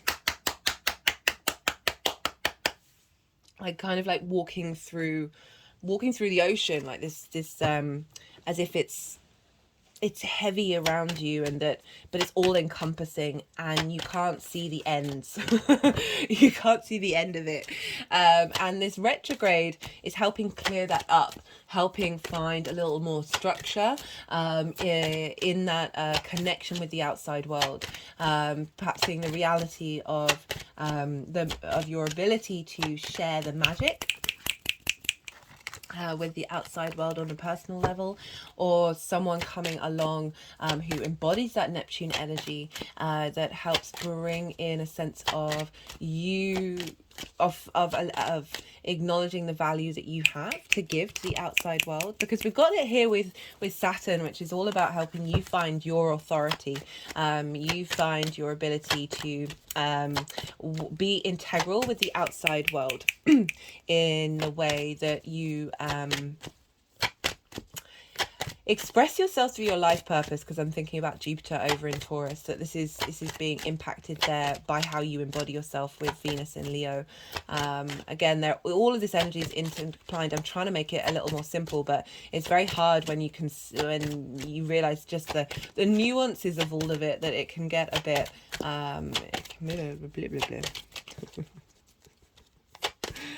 woo, hey Neptune.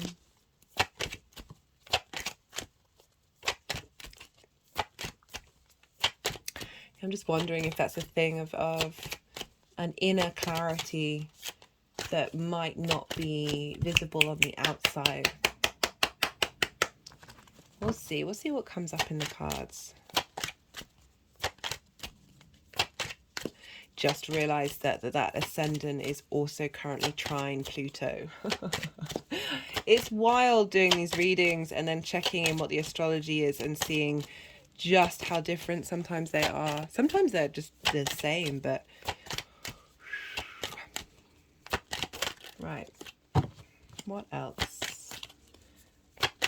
They're okay. So they keep it shuffling.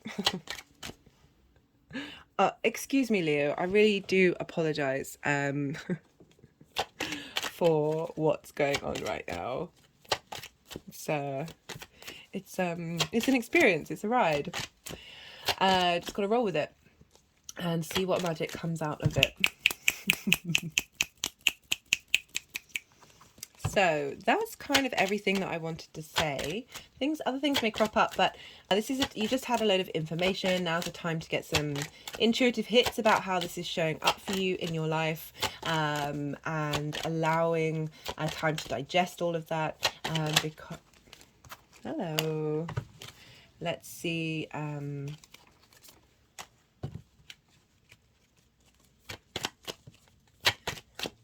So I'm going to keep shuffling because they haven't put the deck down, and then they'll move the energies will move the cards around, and they'll want to do some energy work. So I might be quiet for a little time because when they're moving cards around in this situation, that's when my mind goes blank because I'm letting them do what they need to do, and so it's quite hard to channel, think and talk at the same time. So do bear with me during this. It's a nice decompression moment, and then I'll come back to you and I'll talk about the tarot in relation to what's going on with the astrology.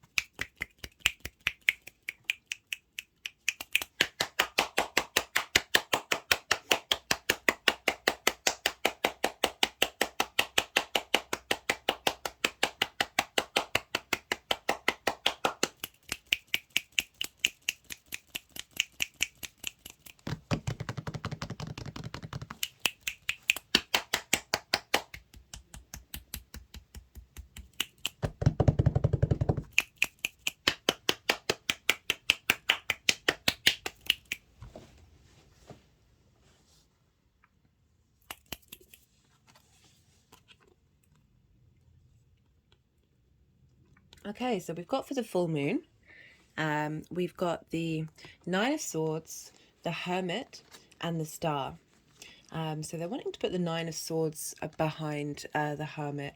It feels like there's a sense of, over the last 6 months, there's a sense of cultivation of inner wisdom. There's a dedication to Hermit. This is Virgo, of going inward and, okay, so something else is coming through. So we've got for the Hermit, there's the star in its lantern, and now we've got the star. So this sense of the wisdom of the Hermit being released, but there's anxiety here. So there's anxiety behind it all. So this is two major arcana, so it's showing there's a sense of dedication through that. You know, this is healing and hopes and dreams of perhaps through the way that you work, that it's been helping people heal and understand and find some wisdom, internal wisdom. But with the Nine of Swords behind it, it's like you've been you've been working on the anxiety. So this is about sleepless nights. This is worrying about things that you can't control. So one of the phrase, I think this came up in the Gemini new moon, is like we can't call situations. We don't know what's happening in the future, and so often we go to worst case scenario, and that aggravates the physical body, aggravates the mind, stops us from thinking. With this card, it's always about, I always focus on, we've got roses here, and it's always about try and find the small things in your life to be able to get those moments of joy.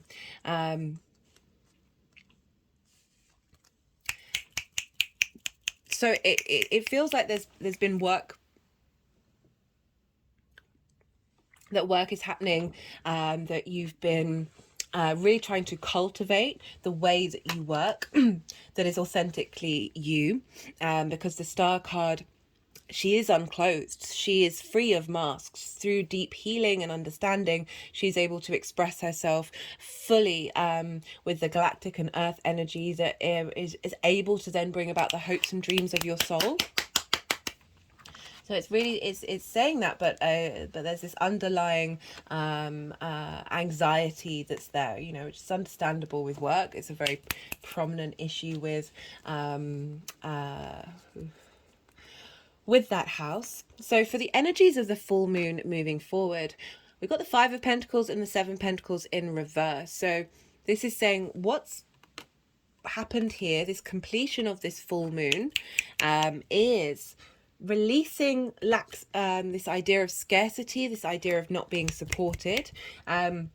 We've got Saturn and Neptune in the 8th of the outside world's resources, of like maybe feeling like left out. You've felt left out in the cold, that you haven't felt you've been able to rely on anybody for help, or be seen or be recognized. These are very isolated figures. They're sort of not being there's a lack of, goodness me, the words just keep falling out of my head.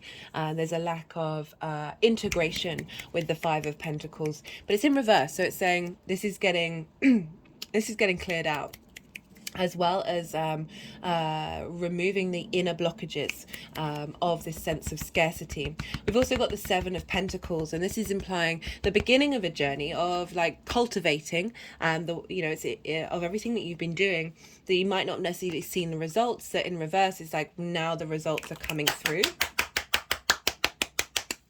in the next part of the cycle, with the Queen of Swords and the Emperor so this is kind of the Queen of Swords.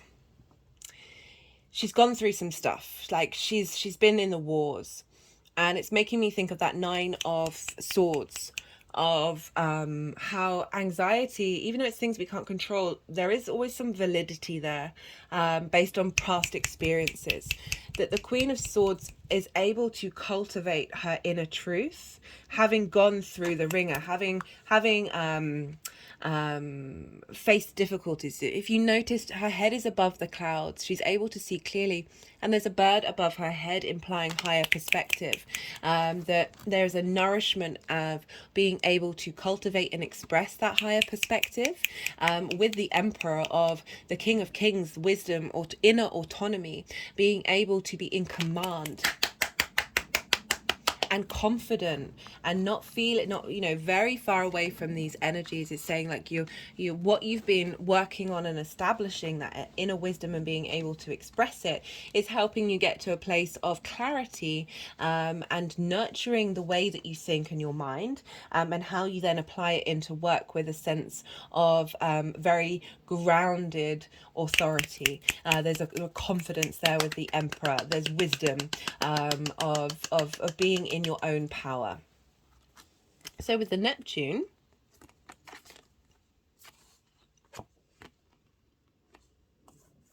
we've got the Sun and the Page of Cups. So this is fab, for Neptune in your 8th house. And so this is you in the outside world. This is the give and take between you and like your friends, intimate partners, everybody. It's like time, money, things, energy, and all of this stuff, this transformation that's happening. We've got this vitality and clarity of the sun, this sense of vision, of being able to see clearly. You know, I talked about how the fog is being lifted. There's joy here of being able to find the magic as well, because it's here with the Page of Cups, and you know, which is all about creativity and imagination and this playfulness. The pages, they're so excited, they're full of life, they want to express themselves, they're heralders, they want to communicate. So this is bringing this Neptune in retrograde is bringing clarity in linked into your intuition, and your creative imaginative space, and finding joy in that, and finding joy in that dynamic of how of perhaps opportunities coming about from the outside world, that you're then able to express this and share this. And we've got the Six of Wands and the Page of Pentacles. So I like this combination because we're also then bringing in that full moon, because Saturn is in Neptune. Saturn's and Neptune are in the same sign, and Saturn's governing your house of work. So this is a sense of victory and embodying work in a new dynamic. But with Neptune, it's combining that with your intuition and the vitality and joy, tapping into perhaps different dimensions that help facilitate looking at things in a new perspective. This card for me is always New Earth, in that's embodying the 5D experience in the 3D realm. So that's made me think of the fact that the 8th house is cosmic inheritance, being able to inherit the wisdom of Neptune internally, and then be able to express that in the 3D realm. Cool. Yeah, that's kind of, I feel like that's so a good one to end on. Right, I'm going to pull some clarification cards to see what wants to come up for you. All the decks are in the description box. So two just came flying out. We got self-love, realizing the value of what you have to offer. The Hermit card isn't bothered about what the outside world thinks of the Hermit. The Hermit knows what it has to offer is of value. The Star card in the same way, deep emotional healing of realizing you loving yourself, you healing neglect around that 6th house helps facilitate your ability to work from a space of integrity. Synchronicities coming up, perhaps with that Neptune retrograde really ramping those up and helping you be able to see the magic within yourself, see the magic of the world around us, and be able to tap into the power behind those synchronicities. They're just tapping over my in between my third eye and the crown chakra. Whoa, these came flying out. The High Priestess, perception, hidden powers, reflection of ideas, knowledge, hierophant, trainer, wisdom, understanding, and mentoring. So we've got the Moon card and we've got the Taurus card. Very powerful ending for the reading there. So again, tapping into that intuition and understanding of Neptune, of drawing things towards you, of opening up of hidden powers from the collective, from the galactic energy, that 5D existence that we can tap into, finding the innate wisdom. Again, we're tapping into wisdom with that Hermit card as well as the Hierophant, and being able to share that and express that through your work. Okay, Leo, I'm going to leave it at that. If anything resonated, do not forget to hit the like button. It is greatly appreciated because we are a growing channel. All interaction with the channel, likes, shares, comments, subscribes, all of those good stuff, they help send the algorithm out, so this can be accessible to more people. If you found it helped you, that kind of level of paying it forward energy can get pushed out into the world just by hitting the like button. On a personal note, I'd love to hear from you. I love to hear about the astro weather and see how that's showing up in your life. But be good to yourself, Leo. Be good to those around you, and most importantly, be well until we meet again.